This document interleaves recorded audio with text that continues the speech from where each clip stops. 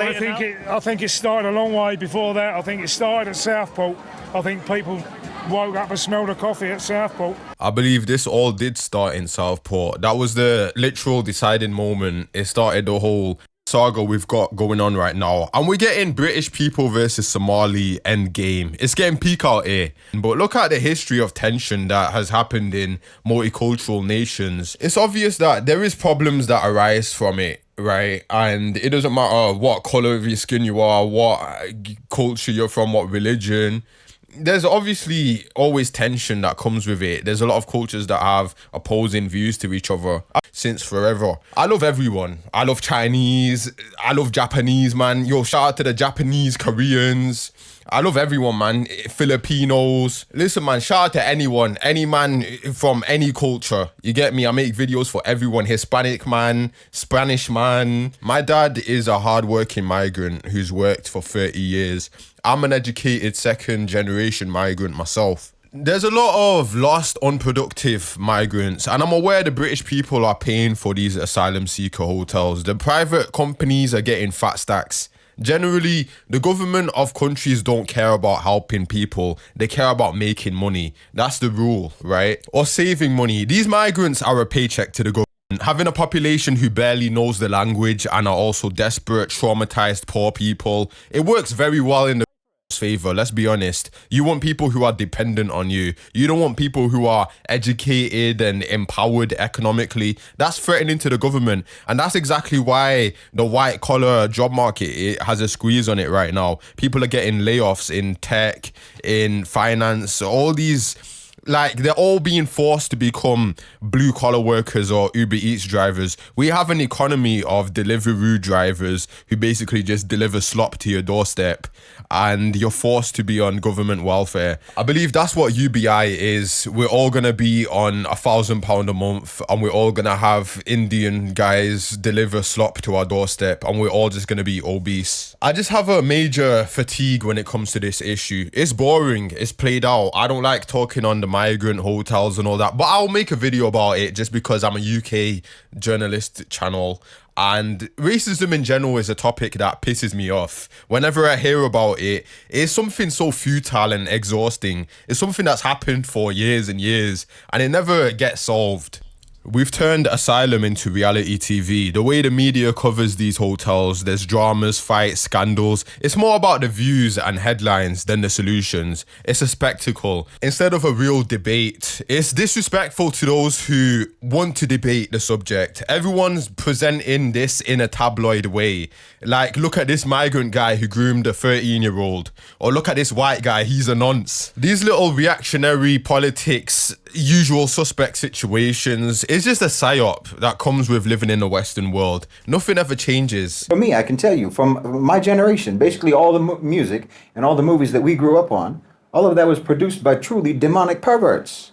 Tell me that isn't programming. You think they're giving us anything good to listen to, anything good to watch that's going to help our brains? No, it's all for programming purposes. And it will reflect the ideology of that cult. And again, just like in a cult, conformity is relentlessly enforced. You memorize scripts and you recite those scripts just like dogma.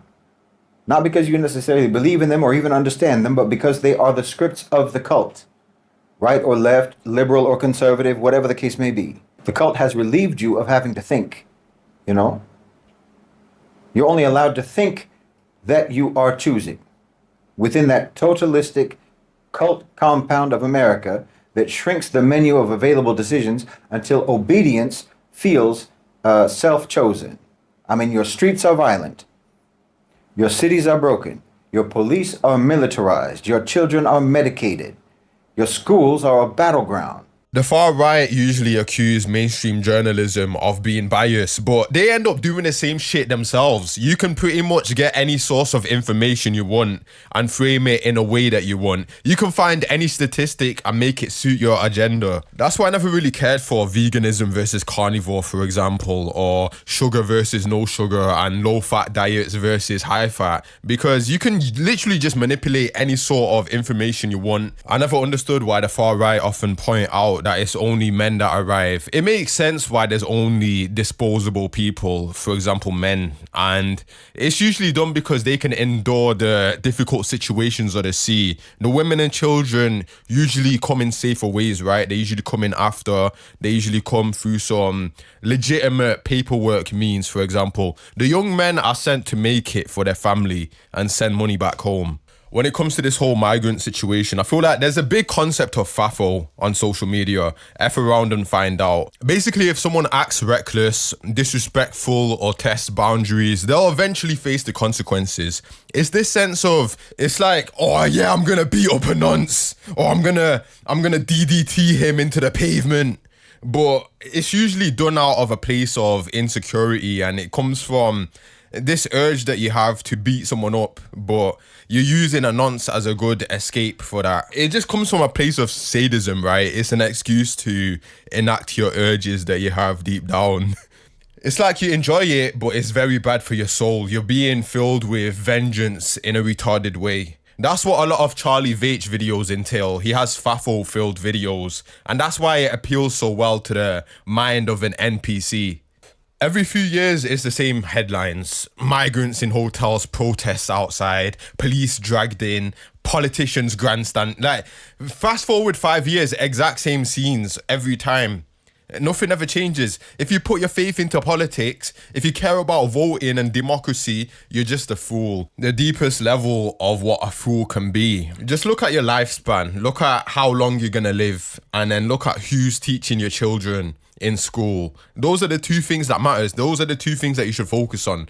What's your lifespan? Are you having seed oils? Are you having junk food? Because the food that you eat really contributes to your brain. And what are your kids learning? Are they learning about some bullshit? Kick them out of school, get them homeschooled, give them butter, feed them raw milk.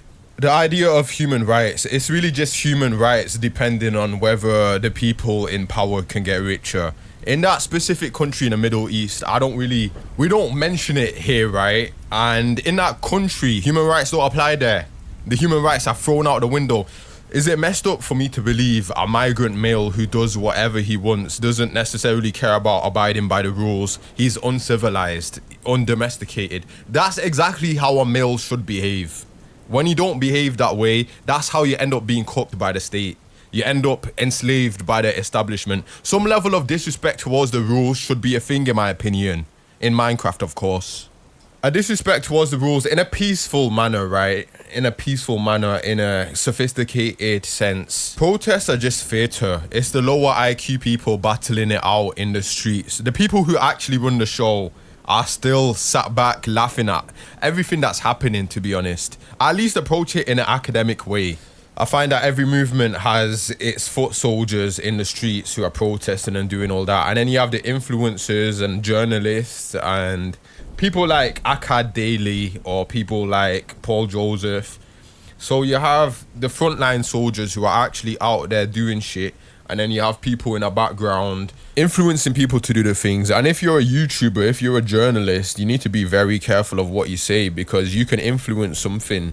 I know there's some people that have watched certain YouTubers, journalists, and they've gone out and committed certain acts. Anyways, guys, I hope you enjoyed this video. I kind of want to go into being more of a political commentator a bit more, right? I'm tired of just reporting on UK urban culture. I want to talk about Parliament and I want to talk about policies and everything, drama as well, just news. Anyway, I hope you guys enjoyed this. I'm out. Like and subscribe. Bang!